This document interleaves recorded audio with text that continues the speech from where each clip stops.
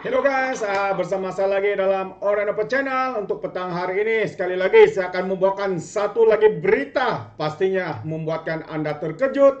Dan ini adalah satu yang panas untuk kita kongsikan ya petang hari ini, sahabat-sahabat semua. Satu yang sebelum ini ya berkaitan dengan isu yang mana Rafizi Ramli ya, YB Rafizi Ramli sebelum ini seringkali dengan lantang membahaskan ataupun membuat pembongkaran, pendedahan dengan isu UiTM ini, sahabat-sahabat semua. Dan akhirnya hari ini apa yang berlaku, telah pun disahkan bahwa ISPRM akan membuat siasatan atas kerugian yang bernilai sebanyak RM 157 juta di UiTM Holding. Itu dia sahabat-sahabat semua. Ini memang satu perkara yang menggempakan. Sekali lagi, ya apabila Rafizi membongkar dan juga membuat pendedahan demi pendedahan berkaitan dengan isu UiTM ini, ramai yang mengatakan Rafizi hanya membuat fitnah, hanya membuat retorik, hanya membuat cerita palsu dan sebagainya. Tetapi hari ini sahabat semua terbukti bahwa apa yang disuarakan kebimbangan Rafizi Ramli itu ternyata benar. Ya, apabila ISPRM sendiri telah pun mengambil langkah untuk menyiasat kerugian, ya bukanlah satu kerugian yang kecil, bukanlah satu uang ringgit yang melibatkan yang kecil, tetapi ini adalah satu yang besar ya, bernilai RM 157 juta ya kerugian untuk UiTM Holding. Kenapa semua ini berlaku, sahabat-sahabat semua? Itu dia. Jadi sebelum saya teruskan, jangan lupa untuk support Orenapa Channel dengan cara tekan butang subscribe, like, dan share. Sembari kita ikuti berita gempa hari ini. ISPRM siasat kerugian RM 157 juta UiTM Holding.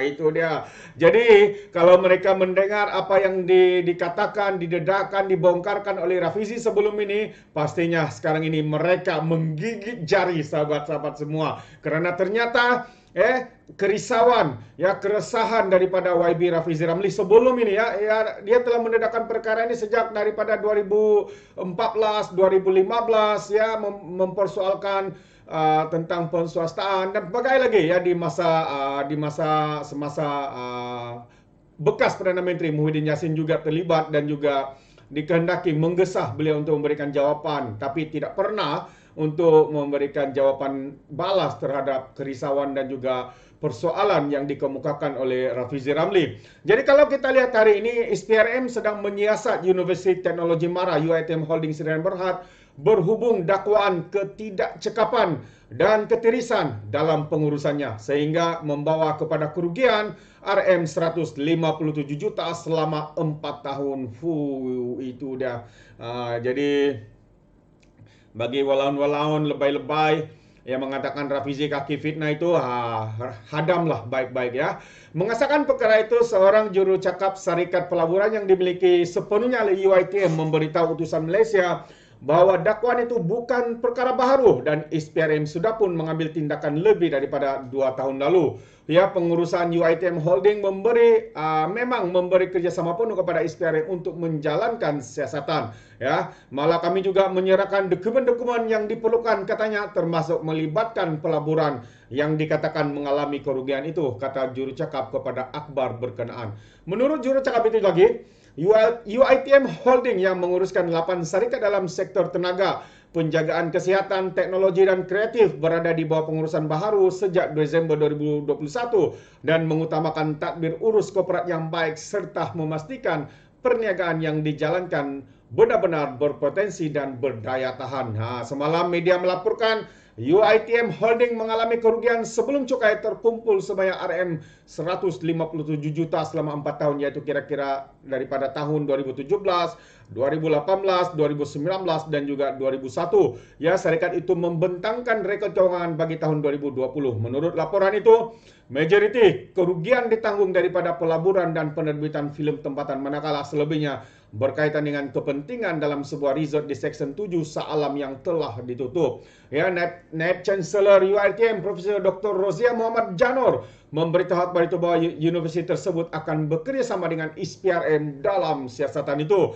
Menteri Pendidikan Tinggi Muhammad Khalid Nordin turut mengalu-alukan siasatan tersebut dan berkata, Kementerian tidak akan berkompromi terhadap sebarang pelanggaran dan ketidakpatuhan garis panduan serta undang-undang yang ditetapkan. Katanya, selain daripada siasatan yang dijalankan, KPT akan membuat semakan penambahbaikan terhadap garis panduan yang telah ditetapkan berkenaan pengurusan syarikat pegangan universiti serta mengukur kepatuhan oleh syarikat-syarikat yang berkaitan, katanya dalam satu kenyataan semalam. Itu antara kenyataan daripada Menteri Pendidikan ketika ini, sahabat-sahabat semua. Jadi ini adalah satu perkara yang agak memang mengejutkan kita ya bagi seluruh rakyat Malaysia. Ya, apabila revisi sebelum ini seringkali ya menimbulkan persoalan, menimbulkan keresahan tentang isu ini, ramai yang tidak percaya. Malahan ada yang menuduh itu hanyalah fitnah yang dibina oleh Rafizi Ramli kononnya untuk menimbulkan ataupun mewujudkan persepsi bahwa kerajaan pada ketika itu sebuah kerajaan yang tidak cekap dan sebagainya. Jadi jelas hari ini sahabat semua, kerugian yang dialami oleh UiTM Holding ini bukanlah satu nilai yang rendah, ya, 157 juta jika disalurkan kepada pelajar-pelajar khususnya. Saya percaya ya ini boleh memberikan kebaikan yang besar kepada pelajar khususnya. Namun hari ini perkabaran yang kita dengar ini apabila ISPRM sendiri telah pun mensahkan bahwa siasatan itu sebenarnya telah dilakukan beberapa tahun ataupun lebih jelas ya 2 tahun yang lalu ke atas ketidakcekapan, ya, ketirisan. Ya, ketirisan itu maksudnya mungkin ya berlakunya rasuah, berlakunya salah guna kuasa dan sebagainya. Ini yang menjadi persoalannya. Rakyat di luar sana berhak tahu ya apa sebenarnya yang berlaku. Di mana uang itu hilang, siapakah yang terlibat, siapakah dalangnya yang melakukan perkara-perkara ini. Itu dia sahabat-sahabat semua. Jadi ini antara info yang saya ingin kongsikan kepada kita petang hari ini. Saya ucapkan sekali lagi terima kasih banyak-banyak kerana sentiasa ya memberikan sokongan padu kepada Orang Dapat Channel. Ya, ini membuatkan kami untuk terus bersemangat untuk berkongsi pendapat, pandangan ya melalui channel ini. Dan juga mungkin sekiranya Anda mempunyai pandangan dan juga mahu untuk memberikan komen ya, Anda boleh berikan komen Anda di dalam ruangan komen ini. Jadi saya ucapkan sekali lagi terima kasih dan izinkan saya untuk mengundurkan diri. Seperti biasa, peribahasa mengatakan tak apa pun kangkap 2 ton keinginan. Dalam bahasa Melayunya, tepuk dada, tanya selera. Sekian saya daripada Orang Dapat Channel. Saya kita berjumpa lagi untuk info dan update yang seterusnya. Sekian, bye-bye.